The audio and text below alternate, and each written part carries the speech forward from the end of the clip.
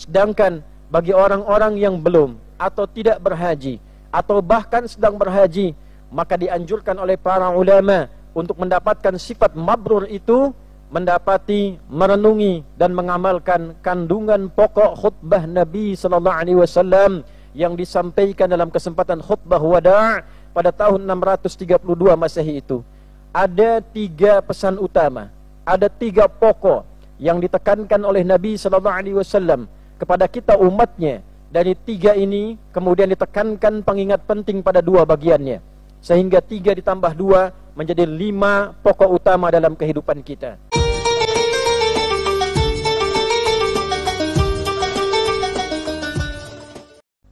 Allahu Akbar, Allahu Akbar, Allahu Akbar, Allahu Akbar, Allahu Akbar, Allahu Akbar walillahil hamd. Allahu Akbar kabira, walhamdulillahi kathira, wa subhanallahi bukratan wa asila. La ilaha illallah wallahu akbar. Allahu Akbar walillahil hamd. Allahul ahadus samad, alladhi lam yalid wa lam yulad wa lam yakul lahu kufuwan ahad. Nahmaduka ya Rabbana kama 'allamtana an nahmadak, wa nashkuruka shukran kama 'allamtana an nashkurak. Antal muqaddim wa antal muakhir biyadikal khair innaka 'ala kulli shay'in qadir. Ashhadu an la ilaha illallah wahdahu la sharika lah, wa nashhadu anna Muhammadan 'abduhu wa rasuluhu alladhi la nabiyya ba'dah. اللهم صل وسلم وبارك على هذا النبي الكريم الرسول الأمين نبينا وسيدنا محمد وعلى آله وصحبه وذرياته وأمته إلى يوم الدين. أما بعد، فيا عباد الله أحباب الله وأحباب رسوله صلى الله عليه وسلم، أوصي نفسي وإياكم بتقوى الله فقد فاز المتقون.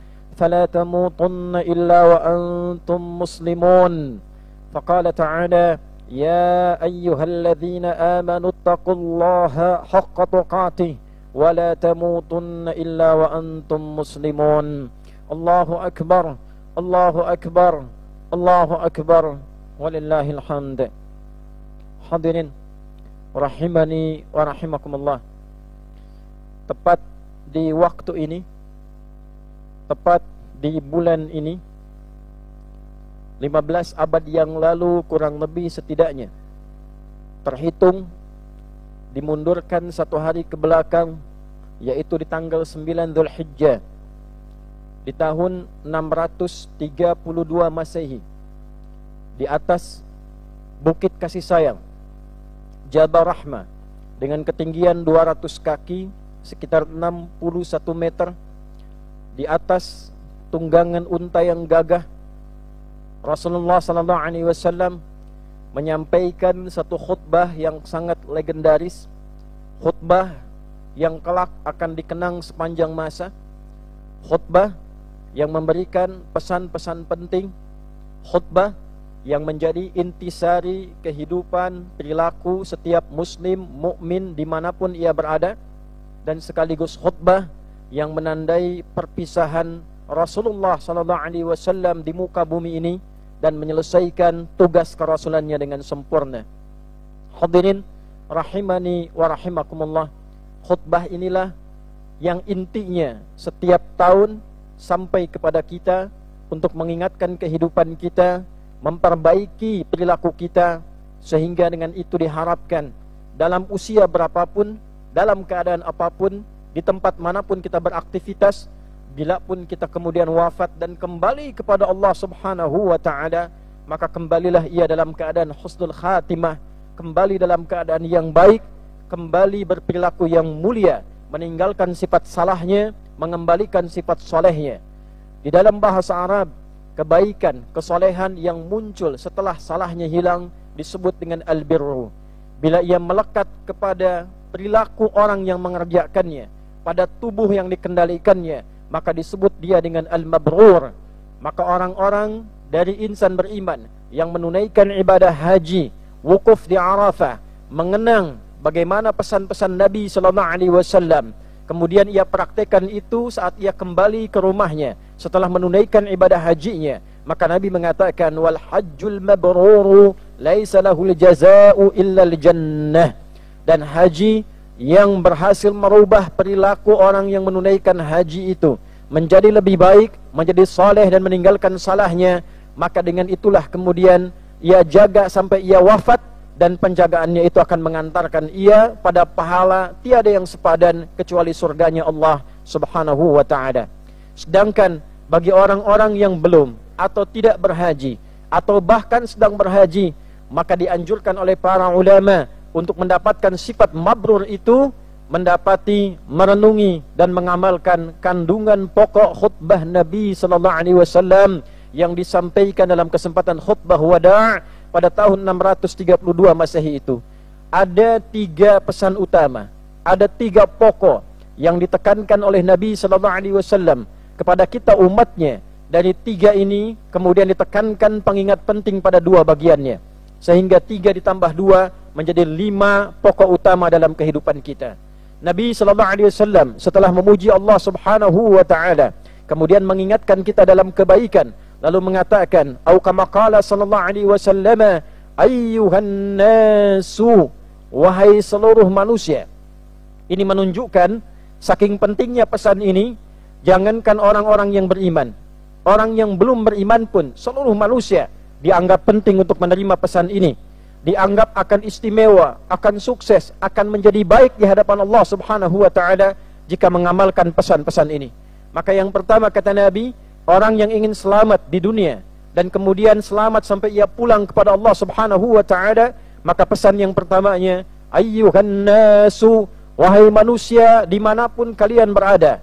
Ya harfun nida, menunjuk makna dekat, makna menengah, makna jauh. Nida'ul qarib, nida'ul mutawassit, nida'ul ba'id. Aku tekankan pada kalian, aku ingatkan pada kalian. Ayyuha, ayyunya munada, berisi taukid untuk mengingatkan. Haknya tanbih, tanbih untuk menekankan. Taukid menekankan, hak tanbih mengingatkan. Apa yang diingatkan oleh Nabi kepada kita sallallahu alaihi wasallam? Inna dima'akum wa amwalakum haramun alaikum. Jaga diri kalian dari tindakan kriminal, kata Nabi sallallahu alaihi wasallam. Aku tekankan pada diri kalian, hiduplah dengan baik, jangan bermaksiat. Inna dima'akum, jangan sampai ada maksiat tertinggi sampai dengan menumpahkan darah, sampai dengan ada yang terluka. Ini menunjukkan bahwa Islam itu agama kasih sayang. Khutbah pertama yang dibuka oleh Nabi sallallahu alaihi wasallam, pesan pertamanya dalam khutbatul wada' menekankan bahwa Islam agama kasih sayang, rahmatan lil alamin. Pemeluknya berkasih sayang, pemeluknya penuh sifat kasih dan sayang. Bahkan ditegaskan dalam kesempatan lain dalam Quran surah ke-48 di ayat ke-29 disebutkan sifat umat Nabi Muhammad sallallahu alaihi wasallam yang utama, Muhammadur Rasulullah walladzina ma'ahu asyidda'u 'alal kuffar ruhama'u bainahum. Muhammad sallallahu alaihi wasallam adalah utusan Allah yang terbaik. Ciri umatnya, ciri yang mengikutinya, tegas terhadap berbagai penyimpangan, tindakan kriminal, tegas dalam meninggalkannya, tegas dalam menjauhinya, tegas dalam mencegahnya, tapi saat yang bersamaan ruhama'u bainahum. Mereka adalah manusia yang berkasih sayang. Mereka adalah manusia yang saling menyayangi, yang saling menyasihi. Inna dima'akum wa amwalakum haramun alaikum. Maka perihalalah diri kalian, perihalalah perilaku kalian, kata Nabi sallallahu alaihi wasallam, termasuk cara mengelola harta kalian. Cara mengelola harta, jangan korupsi, jangan menipu, jangan menyogok, jangan menyimpang, jangan tipu-tipu, jangan melakukan tindakan kriminal. Haramun alaikum, diharamkan oleh Nabi sallallahu alaihi wasallam di lisan beliau yang mulia, dan menggunakan kata ala untuk sangat menekankan, sangat-sangat diharamkan untuk kalian. Maka bagi kita, siapapun, apapun jabatannya, apapun sifatnya, pada hari ini sadarilah, bagi seorang anak jangan menyimpang, jangan kriminal pada kedua orang tuanya. Bagi orang tua jangan kriminal kepada anak-anaknya. Di hadapan Allah dipertanggungjawabkan. Jangan bermaksiat kepada Allah dengan durhaka pada orang tua. Jangan bermaksiat kepada Allah dengan menyia-nyiakan anak setelah diberikan karunia-Nya. Sebagai pejabat, jangan korupsi, jangan menyogok, jangan menipu. Sebagai orang yang merasa banyak harta, jangan menyimpang dalam harta. Gunakan harta dengan cara yang baik.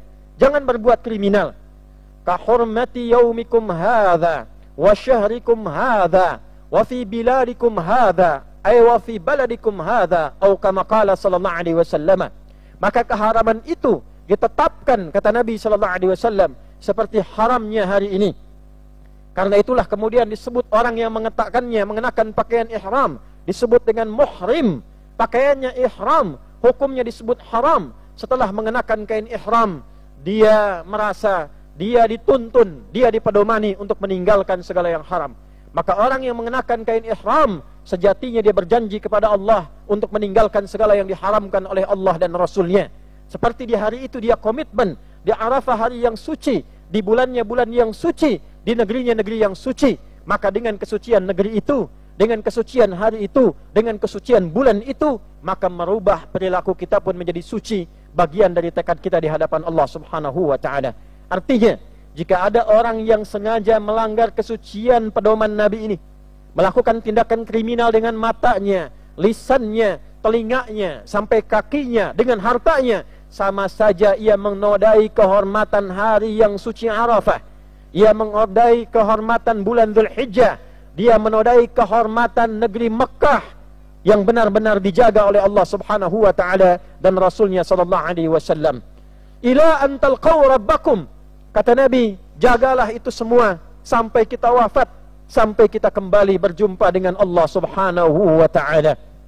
Maka kalimat yang terakhir ini dari pesan yang pertama, hadirin, saudara-saudariku, Nabi menyadarkan kita bahwa satu saat kita akan pulang kembali kepada Allah Subhanahu wa ta'ala. Itulah sebabnya kenapa para jemaah haji mengenakan kain yang disebut dengan ihram, yang laki-laki 2 lembar saja, warnanya putih, gambaran dari kafan. Pada hakikatnya itu adalah gambaran kehidupan kita. Walaupun tidak kita kenakan sekarang, kita akan berkafan. Satu saat kita akan katakan labbaik Allahumma labbaik, kami penuhi panggilan-Mu ya Allah. Allah panggil kita pulang, Allah panggil kita kembali. Inna ilaina iyabahum thumma inna alaina hisabahum. Sungguh kalian semua akan kembali kepada kami, kata Allah, dan pasti akan dihisab. Dan dalam hisab itulah jangan sampai kita celaka. Yang pejabat pasti akan kembali kepada Allah.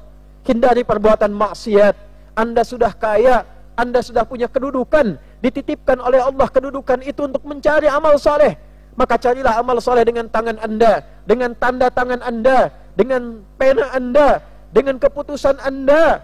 Karena kekayaan sudah Anda dapatkan, materi dunia sudah Anda raih, kedudukan sudah Anda dapatkan. Yang belum tentu diraih adalah kedudukan akhirat, jabatan akhirat, bekal akhirat. Maka gunakanlah kedudukan itu untuk mencari ridha Allah Subhanahu wa ta'ala. Baik sebagai pemimpin tertinggi, ada yang dipimpin, ditunjuk oleh Allah Subhanahu wa ta'ala sebagai presiden, ada yang wakil presiden, ada yang menteri, ada yang gubernur, ada yang kemudian jadi bupati, ada yang wali kota, sampai camat, sampai lurah, sampai kades. Setidaknya titipan dari Allah yang akan dipertanggungjawabkan. Bagi yang merasa kaya, bagi yang disebut dengan crazy rich, bagi yang disebut orang-orang yang luar biasa dehef, punya banyak harta, Anda sudah kaya, dunia Anda dapatkan, materi Anda raih, tapi ila antal qaw rabbakum, kata Nabi sallallahu alaihi wasallam, jaga perilaku Anda sampai Anda pulang kepada Allah Subhanahu wa ta'ala. Nabi mengatakan kita akan pulang. Yang belum kaya itu bekal akhiratnya, yang belum siap itu bekal akhiratnya, yang belum jelas kedudukan akhiratnya. Apakah kekayaan dunia ini akan mengantarkan kita pada keselamatan dan kekayaan akhirat? Maka Nabi sallallahu alaihi wasallam menekankan di penutup bagian pesan pertama ini, satalqauna rabbakum wa tus'aluna an a'malikum. Engkau pasti akan bertemu dengan Rabbmu dan engkau akan ditanya tentang amal-amalmu. Yang pengajar akan ditanya tentang bagaimana tentang pengajarannya. Yang belajar akan ditanya tentang cara belajarnya. Yang pejabat akan ditanya tentang jabatannya. Yang dititipkan harta akan ditanya dengan hartanya. Yang dititipkan ilmu akan ditanya dengan ilmunya. Yang pasti kata Nabi, kalian semua apapun sifatnya pasti akan wafat dan kembali kepada Allah Subhanahu wa ta'ala. Ayah akan ditanya tanggung jawab di rumah tangganya. Ibu akan ditanya tentang perawatan anaknya. Duhai perempuan-perempuan, para ibu yang sibuk mencari karir, para ibu yang sibuk mencari tenar, para ibu yang sibuk mencari nilai-nilai ketinggian sosial. Pada akhirnya yang ditanya oleh Allah Subhanahu wa taala adalah kewajiban pertamanya tentang anak-anaknya dan keadaan di rumah tangganya. Allahu akbar. Allahu akbar. Allahu akbar. Walillahil hamd. Yang kedua, hadirin rahimani rahimakumullah, Nabi sallallahu alaihi wasallam menekankan kepada kita agar saling menjaga di kehidupan rumah tangga antar pasangan. Istausu fi nisaikum khaira. Pada para pria, para suami, Nabi memberikan wasiat pesan yang tegas, yang teguh, yang singkat, yang padat. Kata Nabi sallallahu alaihi wasallam, berperilaku baiklah kepada istrimu, berperilaku baiklah kepada pasanganmu. Maka mafhum mukhalafahnya, pengertian terbaliknya, bagi para istri pun berperilaku baiklah kepada suamimu. Maka hendaknya di kesempatan kali ini tidak akan mungkin bila kita tidak menyadari negara yang kuat, negara yang stabil, masyarakat yang baik akan diawali, dibina dengan keteguhan dan juga ketentraman kebaikan pendidikan di rumah tangganya.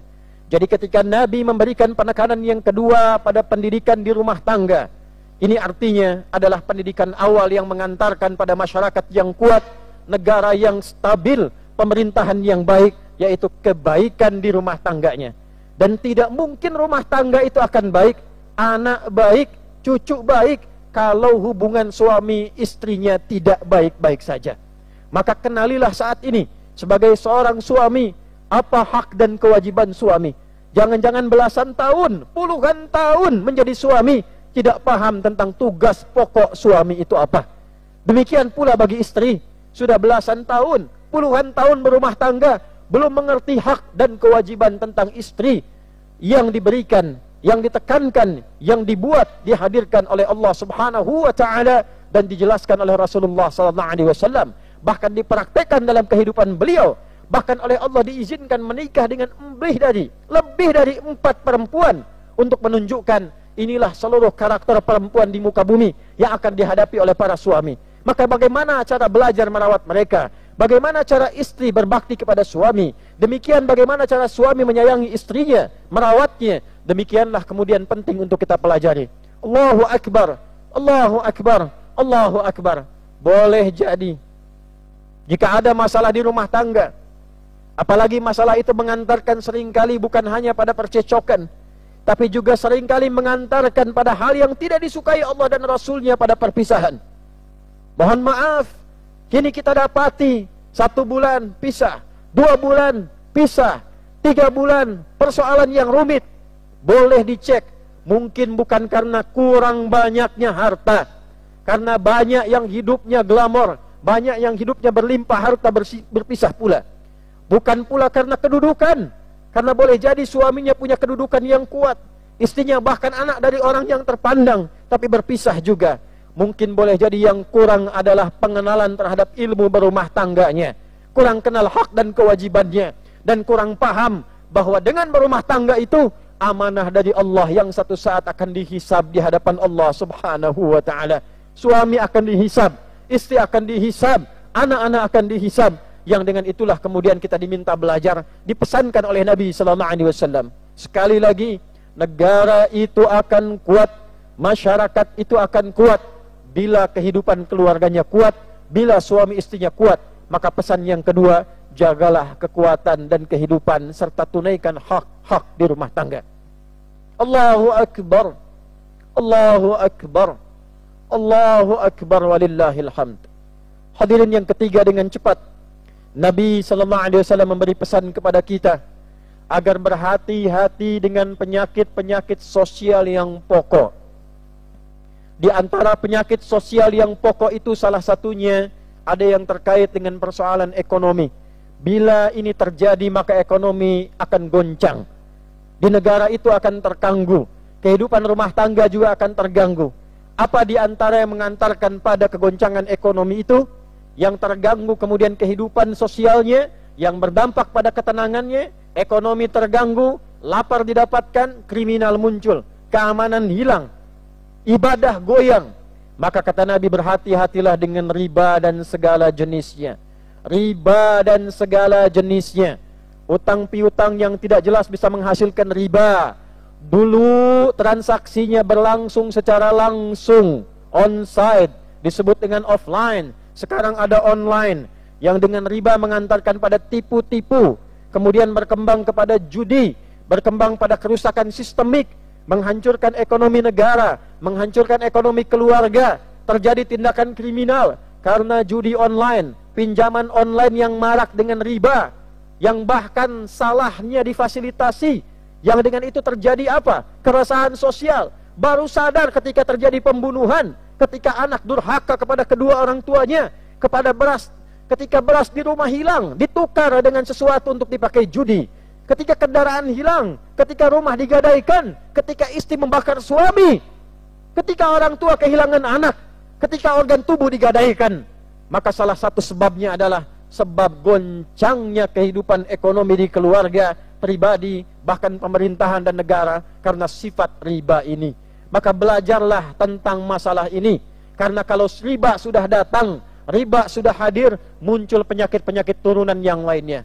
Selain judi, selain pinjaman yang tak terkendali, muncul juga masalah lain, prostitusi, muncul juga miras. Jika sudah minuman keras hadir, jika sudah zina hadir, jika sudah riba hadir, maka tunggulah saat-saat kegoncangan, kehancuran bila tidak segera diperbaiki.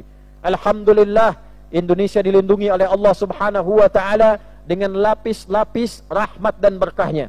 Kita merdeka dengan kalimat Allahu Akbar. Di pembukaan undang-undang kita katakan, atas berkat rahmat Allah yang Maha Kuasa, setiap keputusan pejabat dari presiden sampai ke bawah, keputusan pertamanya ditandatangani, kopnya bintang menunjukkan ketuhanan yang Maha Esa, padi dan kapas keadilan sosial bagi seluruh rakyat Indonesia. Untuk adil secara sosial harus didasarkan pada ketuhanan yang Maha Esa. Maka setelah itu dengan rahmat Tuhan yang Maha Esa, kita masih punya Allah, kita masih bertuhan.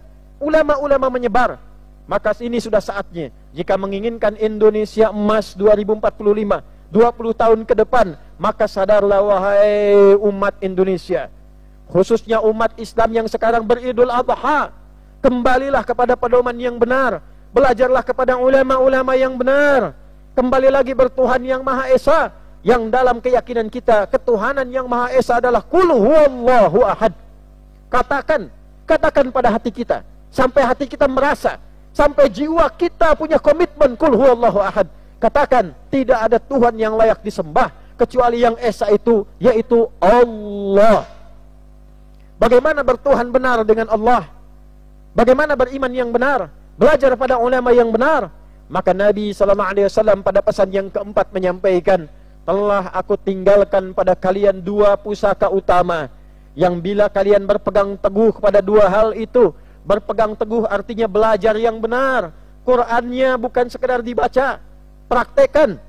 Karena Quran itu akan terasa benar, terasa indah, terasa nyaman, berhasilnya, mukjizatnya ketika diamalkan. Dibaca ada pahala, dibaca ada ketenangan. Tapi ketika diamalkan, disitulah inti kebenaran Al-Quran. Was-sariqu was-sariqatu faqta'u aydiyahuma. Para pencuri, para koruptor itu buat hukum yang ketat supaya tangannya terpotong, tidak korupsi lagi. Kalau perlu potong tangannya, karena tidak mungkin ada orang yang tidak ingin kehilangan tangannya. Tidak mungkin ada orang yang ingin kehilangan tangannya. Tidak mungkin ada orang ingin kehilangan nyawanya. Maka buat hukum yang memotong tangan supaya tidak korupsi lagi, yang memotong kaki supaya tidak melangkah kepada tindakan yang dibenci lagi. Maka dari itulah belajar Quran dengan benar. La yasru qaum min qaum. Kalau cuma dibaca jangan saling mencela, ada pahala. Tapi ketika diamalkan jangan saling mencela, terasa indah kenikmatan berislam, berkasih sayang, berkata-kata yang baik. La yaqtab ba'dukum ba'da. Jangan buat hoax, jangan bergibah. Itu baru dibaca, ada pahalanya. Tapi kalau dipraktekan, tidak ada yang gibah, tidak ada yang pasang status yang buruk, tidak ada yang cela orang. Itulah baru terasa keindahannya Islam. Hadirin, Allahu Akbar, Allahu Akbar, Allahu Akbar. Saatnya kita kembali kepada pedoman Al-Quran dan Sunnah. Al-Quran firman Allah, Sunnah praktek yang ditunjukkan oleh Rasulullah SAW. Maka cara kembalinya bukan sekedar dengan slogan, kembali pada Quran dan Sunnah, atau ikut kajian dengan nama-nama Quran dan Sunnah. Bukan demikian caranya.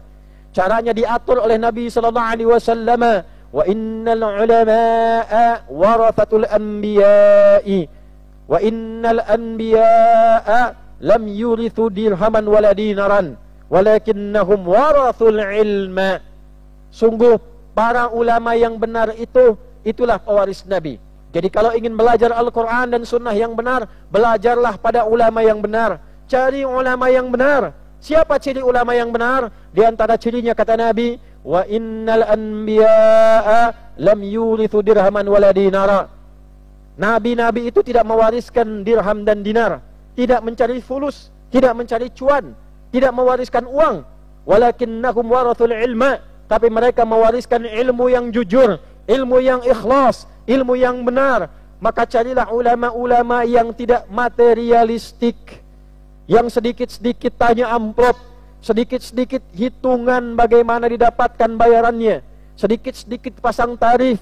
Maka carilah ulama-ulama yang benar, mengajarkan ilmu yang benar dengan keikhlasan, dengan kebenaran.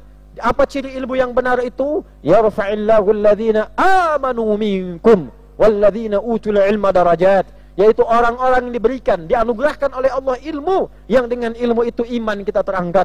Jadi semakin kenal Allah, semakin dekat dengan Allah, semakin paham kita akan meninggal, semakin tahu kita akan menghadap Allah. Semakin dekat, semakin dekat, semakin dekat. Dekat dalam bahasa Arab disebut dengan qarib, semakin dekat disebut dengan kurban. Maka 1 tahun sekali kita berkurban. Kurban itu secara makna lughawi bukan memotong hewan, bukan potong kambing, potong domba, potong sapi, potong kerbau, potong unta. Bukan. Kurban itu adalah ikhtiar kita, cara kita beribadah sampai kita merasa semakin dekat dengan Allah Subhanahu wa ta'ala. Kita puasa kemarin, puncaknya puasa Arafah, supaya semakin dekat dengan Allah. Yang haji merasa lebih dekat dengan Allah, yang karena dekat itu kita sadar hakikat kebaikan. Kita tahu cara berbenah, kita tahu bagaimana cara kita pulang. Maka itulah yang menghasilkan kesimpulan kenapa orang berhaji, kenapa kita menyembelih hewan. La yanalallaha luhumuha wala dima'uha walakin yanaluhu taqwa minkum. Yang sampai kepada Allah itu bukan darahnya, bukan dagingnya, bukan berapa ton Anda kurbankan, bukan berapa berat, bukan berapa banyak engkau bagikan. Kata Allah, yang sampai kepada Allah, yang diterima oleh Allah adalah takwanya, sifat baiknya, kedekatannya kepada Allah. Surah Al-Hajj di ayat ke-37. Demikian yang haji juga puncaknya, terakhir ketika di Muna, yang kita sebut dengan Mina. Mereka kemudian berkontemplasi, berzikir, merenung. Wadhkurullaha fi ayyamin ma'dudat, faman ta'ajjala fi yawmaini fala ithma alaih, wa man ta'akhkhara fala ithma alaih, liman ittaqa. Silahkan, 2 hari sudah merasa baik, selesai. Belum cukup itu, nafar akhir, hari ketiga, liman ittaqa, sampai engkau merasakan kedekatan kepada Allah yang lebih. Takwamu bertambah. Yang tidak haji meningkat takwa, yang berhaji meningkat takwa. Apa ciri meningkat takwa itu? Merasa lebih dekat dengan Allah. Maka ibadahnya meningkat, ibadah spiritual, salatnya meningkat, baca Qur'annya lebih senang lagi. Ibadah sosial, jadi pejabat yang baik, jadi hartawan yang baik, menjadi rakyat yang baik, menjadi guru yang baik, ulama yang baik. Itulah hakikat kurban.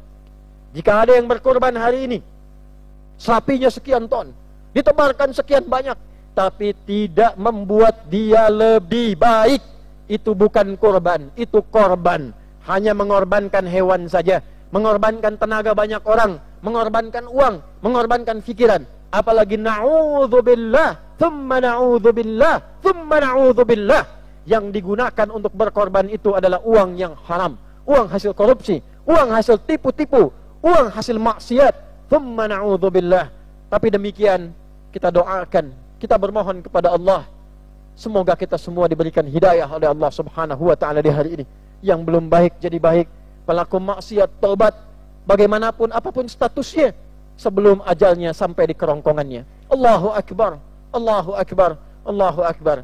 Yang kelima, yang terakhir, Nabi menyampaikan kepada para sahabatnya, yang pada saat itu dihitung oleh para ulama, saat itu tahun 632 Masehi, 142 orang berada di sekitaran Nabi di Jabal Rahmah, mendengarkan kalimat Nabi yang penting ini. Kata Nabi, viralkan ini, viralkan pesan ini. Boleh jadi yang mendengar akan lebih paham dibandingkan dengan yang menyampaikan saat ini. Boleh jadi yang mendengar dari kalian akan lebih mengerti, akan lebih paham, akan lebih serius mengamalkan dibandingkan dengan yang hadir pada saat ini. Hadirin, jagalah pesan ini, bawa ke keluarga, sampaikan. Boleh jadi kalau belum ayah yang hafal Quran, anak-anaknya yang sekarang bisa hafal Quran. Boleh jadi kalau belum ibunya tahu hadis, anak-anak cucunya mungkin mengerti hadis Nabi. Boleh jadi kalau ayatnya masih banyak maksiat, ibunya masih banyak maksiat, mungkin anaknya jadi syafaat di hari kiamat kelak. Sampaikan pesan ini kepada anak-anak, sampaikan pesan ini kepada tetangga kita. Minimal dengan doa, minimal dengan kebaikan. Mungkin mereka yang akan jadi timbangan amal kebaikan kita, yang menguatkan nilai kebaikan kita, yang meruntuhkan amal salah kita, menguatkan amal saleh kita di hadapan Allah Subhanahu wa taala. Allahu akbar. Allahu akbar. Walillahil hamd. Barakallahu li wa lakum fil Qur'anil azim wa nafa'ani wa iyyakum bima fihi minal ayati wa dzikril hakim wa taqabbala minni wa minkum tilawatahu innahu huwas samiul alim.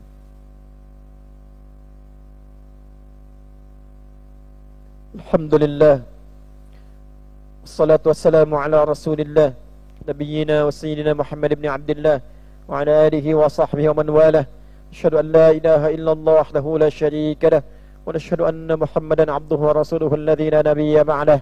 Qala ta'ala, ya ayyuhalladzina amanu taqullaha haqqa tuqatih wa la tamutunna illa wa antum muslimun. وقال تعالى إن الله وملائكته يصلون على النبي يا أيها الذين آمنوا صلوا عليه وسلموا تسليما اللهم صل وسلم وبارك على هذا النبي الكريم الرسول الأمين نبينا وسيدنا محمد وعلى آله وصحبه أجمعين وذريته وأمته إلى يوم الدين. Hadirin, mari kita berdoa di penutup khutbah ini. Semoga doa kita diterima oleh Allah Subhanahu wa taala dan merubah perilaku kita menjadi lebih baik dan disiapkan kita untuk mengarungi kehidupan sampai wafat dalam keadaan husnul khatimah. Allahumma nahmaduka hamdan syakirin, hamdan na'imin, hamdan yuwafi ni'amahu wa yukafi mazidah. Ya Rabbana lakal hamdu wa lakal syukru kama yanbaghi li jalali wajhikal karimi wa li 'azimi sultanik. Allahumma salli wa sallim barik ala habibikal karim rasulikal mustafal amin sayyidina Muhammadin wa ala alihi wa sahbihi ajma'in wa dhurriyyatihi wa ummatihi ila yaumiddin. Allahumma inna nas'aluka khaira ma sa'alaka rasulukal mustafa nabiyyuna Muhammad sallallahu alaihi wasallam. Ya Allah, di hari terbaik ini, di bulan yang baik ini ya Allah, kami bermohon kepadamu ya arhamar rahimin, segala kebaikan yang pernah dimintakan, dimohonkan oleh Rasulmu yang terbaik, Nabi kami Nabi Muhammad sallallahu alaihi wasallam. Wa na'udzubika min kulli masta'adza bika anhu rasulukal mustafa nabiyyuna Muhammad sallallahu alaihi wasallam. Dan kami berlindung kepadamu ya Allah dari segenap keburukan yang pernah diperlindungkan oleh Rasulmu Nabi Muhammad sallallahu alaihi wasallam kepadamu ya arhamar rahimin. Rabbana la tada' lana fi maqamina hadha wa fi kulli maqamin dhanban illa ghafartah. Ya Allah, jika ada pendosa hadir di tempat ini, maka mohon jangan biarkan ia meninggalkan tempat ini kecuali Engkau telah ampuni dan gugurkan seluruh dosa-dosanya. Wala hamman illa farajtah, jika ada yang tengah merasakan kegelisahan, mohon tenangkan hatinya. Wala dainan illa qadaitah, jika ada yang diliputi utang piutang, mohon ya Allah limpahkan rezeki untuk melunasi utang-utangnya. Wala asiran illa yassartah, jika sampai di hari ini ada yang sedang mengalami kesulitan, mohon ringankan dan hilangkan kesulitannya. Wala maridan illa syafaitah, ya Allah, jika ada di antara kami yang tengah Engkau uji dengan penyakit seberat apapun ya Allah, angkat dan sembuhkan penyakitnya. Allahumma shfi mardana, Allahumma shfi mardana, Allahumma shfi mardana ya Allah. Allahumma shfi mardana wa mardal muslimin muslimat fi kulli makan shifaan ajila la yughadiru saqama. Allahumma ati anfusana taqwaha wa zakkiha anta khairu man zakkaha anta waliyuha wa maulaha. Ya Allah, dengan disembelihnya hewan, ditunaikannya haji ya Allah, maka mohon ya arhamar rahimin, bersihkan keadaan hati kami, sucikan jiwa kami ya Allah dari berbagai kotoran-kotoran maksiat, dosa-dosa yang menyingkap ya Allah berbagai macam keburukan perilaku kami. Kembalikan kami kepada kebaikan-kebaikan. Bersihkan jiwa kami dalam keadaan fitrahnya ya Allah. Hanya Engkau yang menguasai jiwa kami. Allahumma khfad biladana Indonesia waj'alha baldatan tayyibatan wa anta tardaha. Ya Allah, mohon berkahi negeri kami Indonesia. Jaga negeri kami ya Allah. Lekatkan dan arahkan pada persatuan. Jauhkan dari perpecahan. Ya Allah, Allahumma khfad umara'ana ru'asa'ana waj'alhum udala liyukhaffifu hisabahum yaumil qiyamah. Ya Allah, mohon berikan hidayah kepada para pemimpin kami di level tertinggi sampai yang terbawah. Jaga mereka ya Allah, kesehatan mereka. Ya Allah, sadarkan mereka untuk berbuat baik yang meringankan hisab mereka di hari kiamat kelak. Wahfad ulama'ana ya Allah, waj'alhum mukhlashina lakad-din. Dan mohon jaga para ulama kami ya Allah, ikhlaskan mereka. Jadikan mereka ulama yang mencerahkan dan menyatukan. Jauhkan mereka dari ulama-ulama dari sifat-sifat yang materialistik, yang menjerumuskan pada keburukan, yang memecah belah dalam kehidupan. Allahumma ja'al baqiyata hayatina hayatan tayyibah wa akhir wafatina husnal khatimah.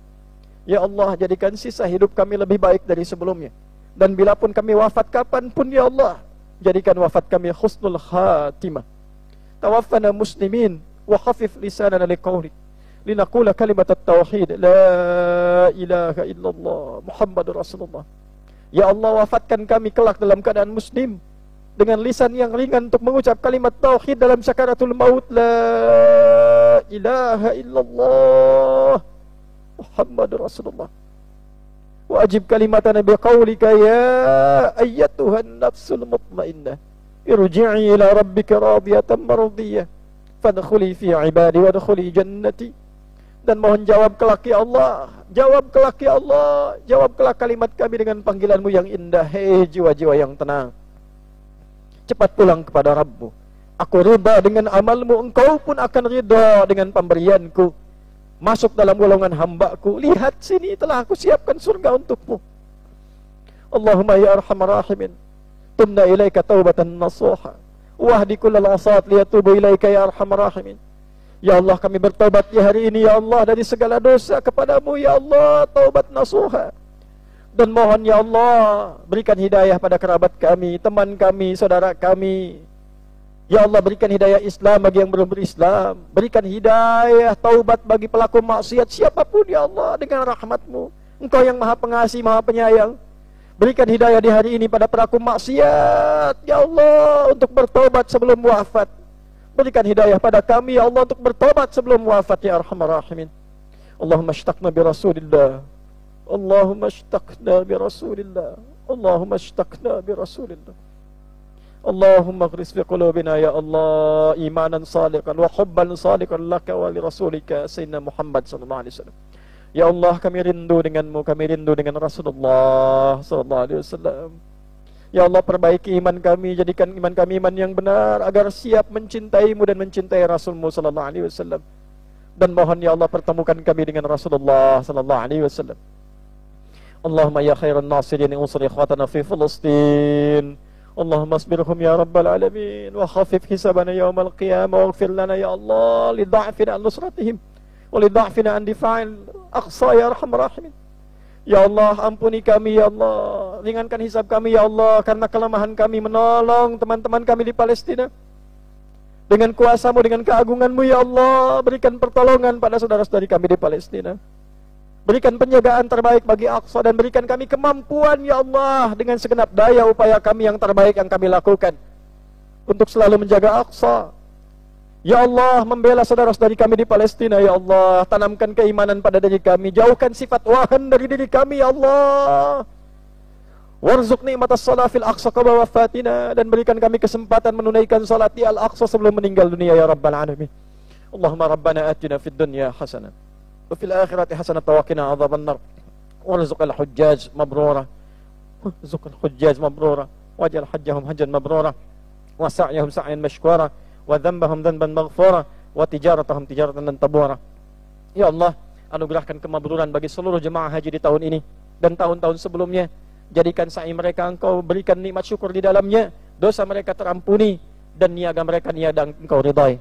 Bifadlika subhana rabbika rabbil izzati amma yasifun wa salamun alal mursalin wa akhiru da'wana subhanakallahumma rabbana wa bihamdika nashhadu an la ilaha illa anta nastaghfiruka wa natubu ilaik.